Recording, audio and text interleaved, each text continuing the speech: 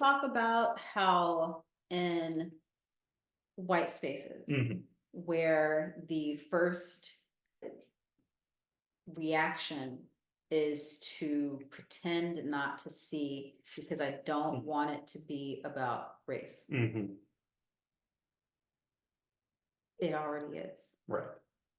By doing that, you've already. But not even by doing that, by the fact that that was your reaction, Mhm.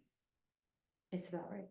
Because we've both been to POC munches and play parties. We've been to just open kink nights, femdom nights, all of these different themed nights for different communities and different cultures within the community.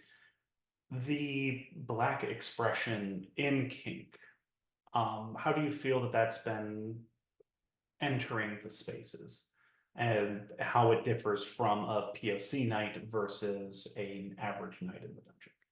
I don't think that there's a whole ton of othering happening, or at least as a dominant, there's not a whole ton of othering happening to me. I cannot speak for what happens to submissives. I know that there can be some slights and things when it comes to other people engaging with submissives during play parties and in spaces like that.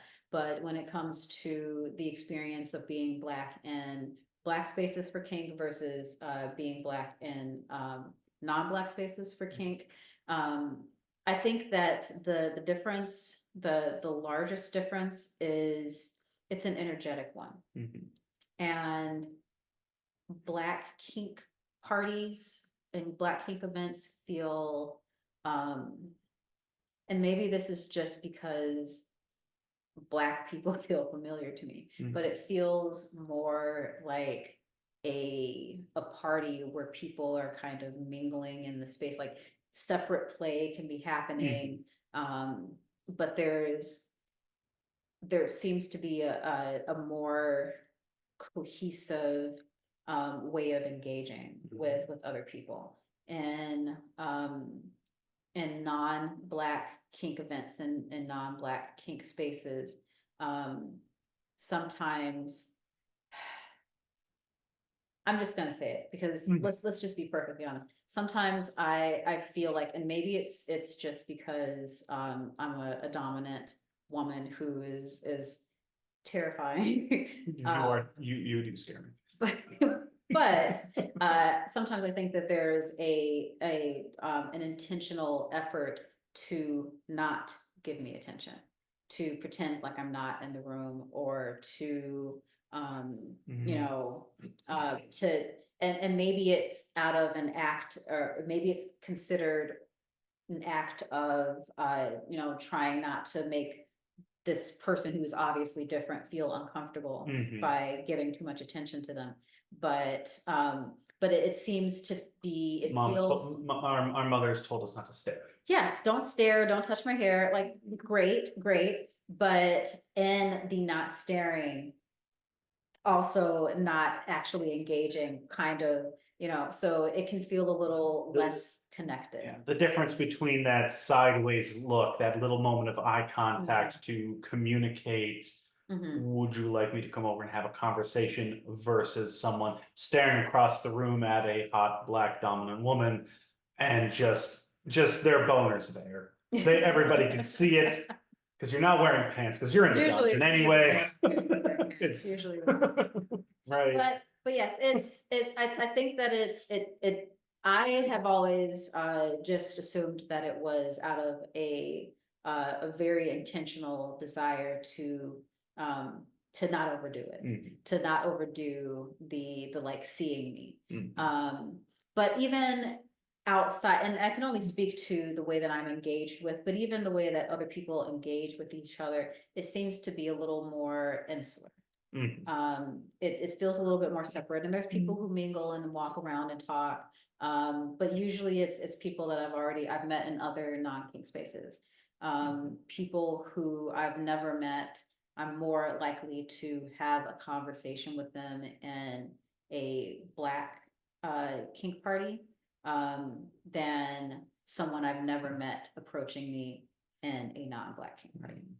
Because there's definitely, I mean, because as I said, like we mentioned, we've been to POC munches and non-POC munches and events. And any white man with even a droplet of self-awareness has known when they have killed Black Joy by walking into a room. And everybody suddenly is really quiet because the strange white man has walked into the room. Like we've all done it at least once. So the feeling is similar, And but it's that sort of, and there's that in a black space being the one or one of only a couple of white men, there's a definite energy of people who I have seen at munches, at play parties. I've seen them in the kink community many times. There is a definite change in demeanor. There's a definite change in demeanor, a lifting of the presentation. The mask isn't on, and seeing that and like registering it and seeing how potent. Does it feel kind of special to have access to those spaces? Absolutely. That isn't even a question in my mind. Being welcomed into a community that I have never really had much interaction with at all my entire life, and then having someone like yourself in the community who's respected saying, hey, come along with me, and then being told he's all right. It's like being invited to the cookout. I've been invited to the kinky cookout, and that feels good. It's every white man's dream. It's being invited to the cookout.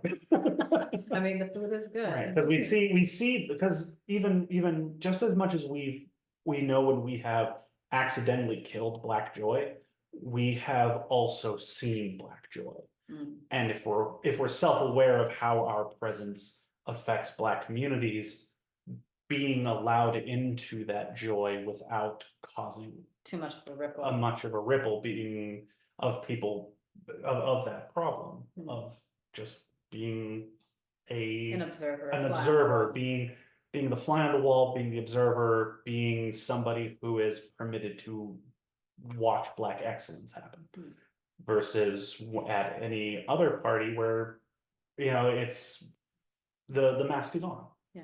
It's, I mean, and it's a little bit harder to be seen when people are intentionally, for good or bad reasons, not seeing you. And so I think it's really interesting because there's not a feeling of like not feeling welcome. That is not the sensation. It's almost like a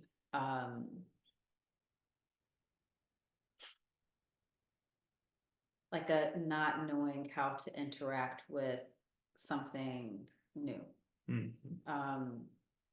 And what's interesting to me every time that happens is that there's not really anything new about me outside of, I mean, my lived experiences, yes, but like, I'm Black. That's my skin is Black, and that's it. But I know that there's so many more layers to seeing Black skin. When you are in a Black space as a white man, it's not, it's the opposite. It's less about you being ignored and more about, there's a hyper awareness of you being into the space until you've been cleared as somebody who's safe. And then you're part of the party, One thing that I've looked at, I've noticed, and I've rather thought is more of an anecdotal thing of my own observations, and I'm not entirely sure the full levels or extents of it, but as people of color at play parties and events, as a lot of, like you said, there's never the unwelcoming atmosphere because of your race. There is the kink community.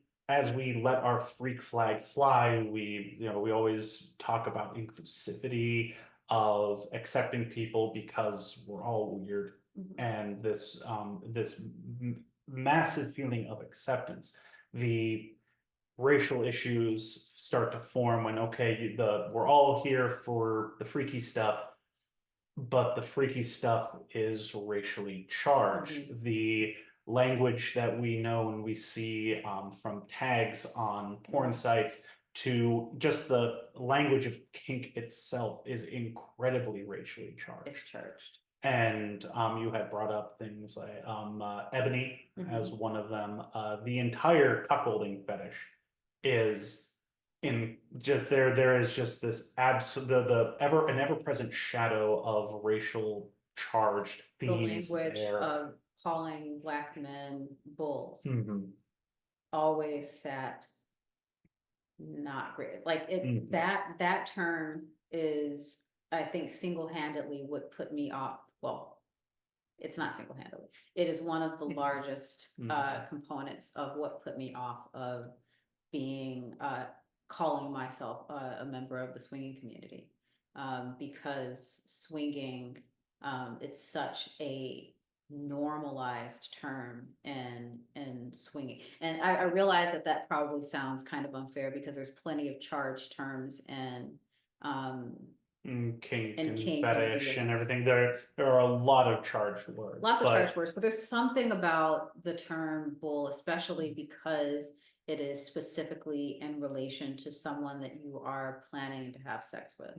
That it doesn't, and it's incredibly racially charged. It has roots in a lot of not so tasty things. that word and many others associated with it are come straight from the years of segregation, slavery, the transatlantic slave trade. All of these words are directly linked to it and have bled into our kinks, our fetishes, to a point where we've normalized them and don't even think about them. But and then when we look at the kink community and people are looking at you and other people of color, there's always that fetishization of black bodies, black people, the It's hard to get away from. stereotypes. It really is. It It's really hard to get is. away from because it's mainstream to other and fetishize. And until it is no longer mainstream, people won't have a point of reference for anything else, which is why we have to be visible, which is why we have to be like, we have to show these power dynamics that are breaking the standard mold of what it means to have a power dynamic and to engage in it. We have to start re-educating ourselves on the history of the language and not only where it came from, but like the intentions behind it. You know, it's not just language that's used to label, but it's also language that's used to put people in their places, to demean and dehumanize. And yes, I know that dehumanization and demeaning are things that people have fetishes about. But we need to do it consensually. We have to do it consensually. We have like anything that we're engaging in that's dangerous, we have to do it intentionally and with a mind towards safety. And so just like jumping out of an airplane, you need to understand how that parachute works and where all the safety things are. And maybe you take read a book or a course on like what the mechanics of jumping and how you have to you have to be prepared. You have to have the knowledge in order to, like, you can't get behind the wheel of a car without learning to drive. You have to know what you're working. And there are definitely ways and individuals who can find some empowerment in it. There's always people who will fetishize their own race because I mean we all want to find things that make us sexy or what makes us feel sexy. And if people who do find your race attractive and you lean into it and you But that's a reclamation of it. That's reclaiming it. It's no different than bimboification. You know, being able to say this is something that is othered and is not celebrated by and large by the people of the world, but I'm still going to embrace it and I'm still going to own it and I'm still going to claim it as mine because it's what makes me happy. and it's what makes me feel good, and it's what makes me, it's what allowed me to define myself on my own terms. The transformation that I underwent wasn't one to fit into the role better. It wasn't about dressing the part. As a matter of fact, that was something that I was trying to move away from, having lived my adult life in corporate.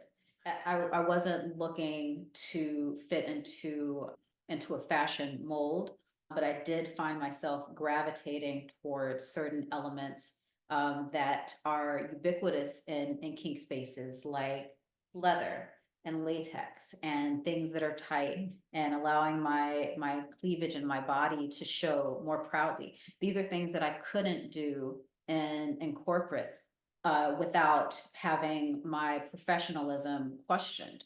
And in kink spaces, I could let go of that. So it wasn't so much about fitting the mold as it was into allowing myself to actually kind of unconform from the mold and become myself. To be professionally sexual, To be you have to professional. be sexual. Yes, yes. And I don't even think you have to be sexual to be professionally sexual. But if you are a sexual person, you shouldn't have to hide that in order to be deemed a professional.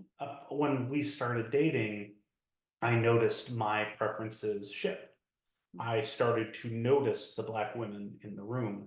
Started noticing the Black men in the room in a more appreciative, more sexualized Started way. noticing Black beauty. I noticed Black beauty more. I noticed Black excellence more. I would start. Which means that baked into your lived experience was this automatic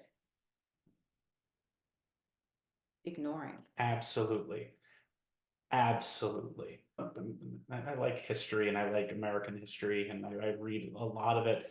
Even then, it didn't click in my mind that these terms that have been used since the 1800s to describe Black people are now being used as fetish fodder, as fun terms for the person you're inviting over tonight to do stuff to your wife, sexy to stuff, do the sexy things. And even then, the dehumanization of that individual as simply an accessory to your sex. It's okay to have a preference for Black men and women. Just don't be weird about it. Yeah, and beyond just like having preferences for Black men and women, like being able to comfortably see us in a myriad of roles. You know, not just limiting your ideas and your creativity to these really played out tropes, which great if you're into. Oh yeah, tropes are great. Tropes are great, but like there's so much more.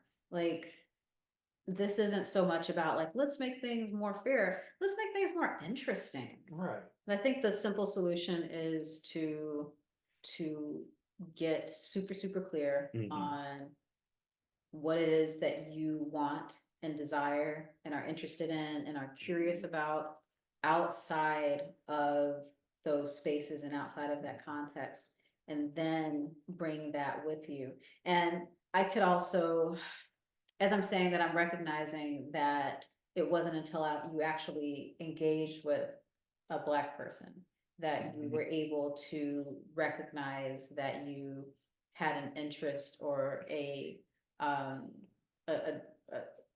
felt a sense of connection or being drawn towards Black anything. And I think that's a common sentiment with a lot of white individuals who lived primarily in white communities, is that there's that ignoring, that baseline, oh, we're all the same, and they'll find everyone attractive, but then they'll date an Asian woman, a Black woman, a Latin woman, somebody of a different culture, and then they'll start to feel an attraction to that culture, because white culture is the absence of culture. Once you have a taste once you get a taste of actual culture, when you've existed in a vacuum, that complete lack of it, because so many white bread Americans don't have any, and once you experience it, you want it. So can I say something that's probably like controversial? It's your probably- podcast. It's probably gonna sound controversial. I don't even know if I'm asking you permission. I don't need your permission, but like kink in the way that it has been cultivated in whiteness is also lacking of culture and flavor. Mhm. And it shows in the limited terminology. And that's not to say that we don't have a ton of terms, It's so much, but like terminology, but it's limited and it's limiting. It's the ideas of roles and the way that people engage, what is considered play, how, you know, the fact that worship scenes where no actual physical sensation is being doled out, that the fact that that can seem so out there is a testament to the fact that there's this really tiny bland pool that kink has kind of been relegated to because of the fact that it is controlled by white people with means. Mhm. Oh, absolutely. The kink space itself, I mean, and I remember we were at Femdom night at GD2 several years ago, and we just wanted to center ourselves. Whether I mean I get overstimulated easily in crowded spaces. Femdom night is incredibly popular because it's the queerest night of the month at GD2 because I mean whether we like to admit it or not, 9 times out of 10, it's male dom, femme sub, and it's very. There are tropes happening. There are tropes There happening, are tropes but happening. It's femdom, sexy. It is it's sexy, but But- femdom, it's very sexy, and they are having a great time. Great. Oh my God, they're having a great time. But Femdom night is a night where a lot of the lesbian community comes in, the trans community comes in, because there's a place where they don't have to deal with that toxic masculine energies, whether intended or not. Whether 'Cause it's directed at them or not, Correct, because right. much like being in a white kink play party versus a black kink play party, the energy is just different. Whether or not we intend to make people feel othered, we're still not looking at them in the space. So, and it's but it's a very busy night.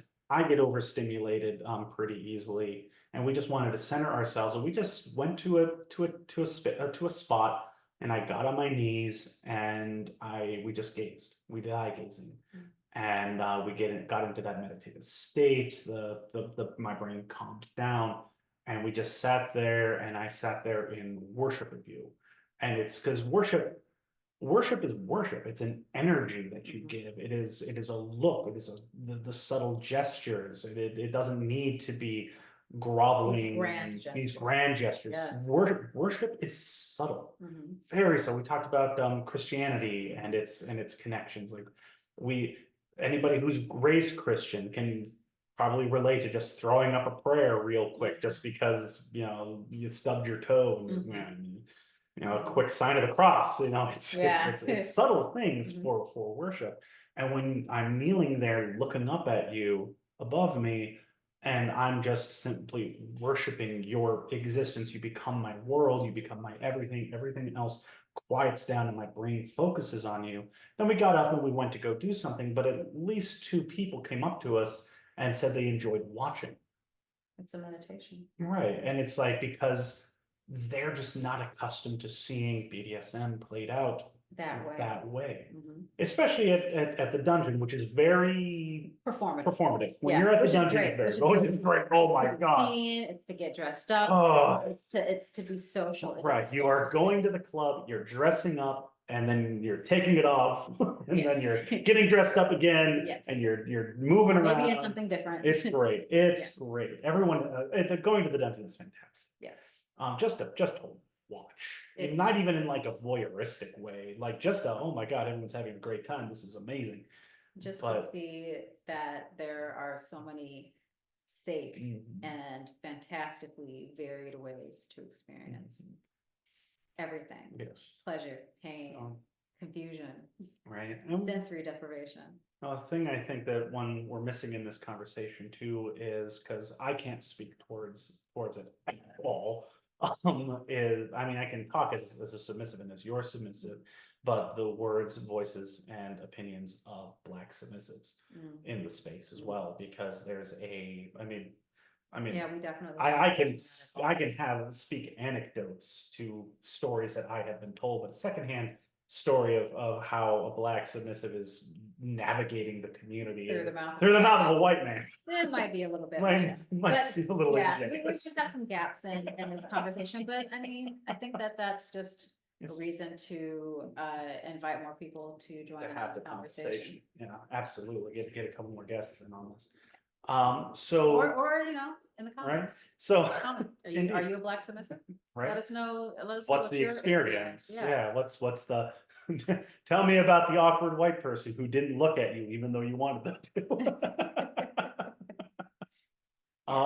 But so to wrap things up, what is the best advice that you, a seasoned, experienced professional dominatrix, life coach, doula, orgasmic life coach, all of the amazing, wonderful hats that you wear as a Black woman in the kink community, what could you say to to other Black dominants and submissives, just Black individuals who are entering this space, who might be nervous about entering what we have clearly identified as a primarily white space?